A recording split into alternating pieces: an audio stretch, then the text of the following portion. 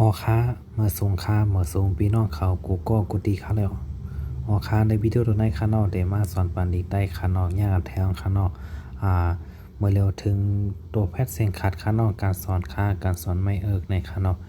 อย่าไปลืมกดไลค์กดแชร์กดติดตามผมไว้ข้างนอกออค้าเสียบดีก็โคข้างนอกญาติสอนอากาแพนเยอะญาติสอนอากาแพยากเยอะญาติสอนอากาแพจำเยอะญาติสอนอากาแพจำนานเยอะญาติสอนอากาแพจำเดินเยอะญาติสอนอากาแพได้ขึ้นเยอะข้อเจ็ดตาที่สอนอากาแพเติกตาที่สอนอากาแพยากเติกตาที่สอนอากาแพจำเติกตาที่สอนอากาแพจำนาเติกตาที่สอนอากาแพจำเดินเติกตาที่สอนอากาแพได้ขึ้นเติกข้อแปดทาที่สอนอากาแพเติกทาที่สอนอากาแพยากเติกทาที่สอนอากาแพยจำเติกทาที่สอนอากาแพจำนาเติกทาที่สอนอากาแพจำเติกทาที่สอนอากาแพยขึ้นเติกข้อเก้านาที่สอนอากาแพเนิกนาที่สอนอากาแพยากเนิกนาที่สอนอากาแพยจำเนิกนาที่สอนอากาแพจำนาเนิกนาที่สอนอากาแพจำเติเนิกนาที่สอนอากาแพได้ขึ้นเนิก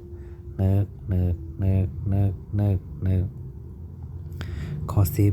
ปาที่สอนอากาแพเปิกปาที่สอนอากาแพยากเปิกปาที่สอนอากาแพยจำเปิกปาที่สอนอากาแพจำนาเปิก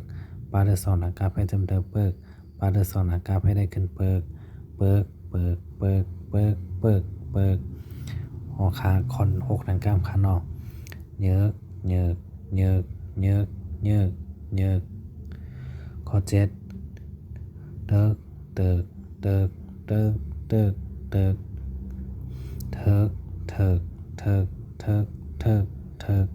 ข้อเก้าเนิกข้อสิบเปิกหอคา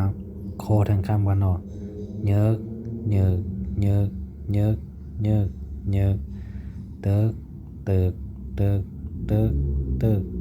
กข้อแปดเทิก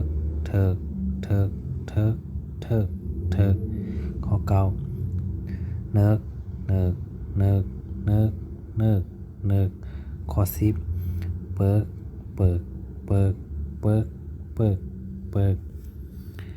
หอครับอย่าไปลืมกดไลค์กดแชร์ค่ะเนาะเป็นกดไลค์กดแชร์ตอนตาดีปานในแห้งกันค่ะเนาะหอครับตอนพึกรู้มันค่ะเนาะแต่ตามมาทีหลังค่ะเนาะหอครับเปิดติดตามกันไว้ค่ะเนาะหอครับยินดีครับตอนกูก็กดดีกดแดนค่ะเนาะที่ใน YouTube ก็มีสอนปันค่ะหอครับเหมือนส่งกูก็ค่ะ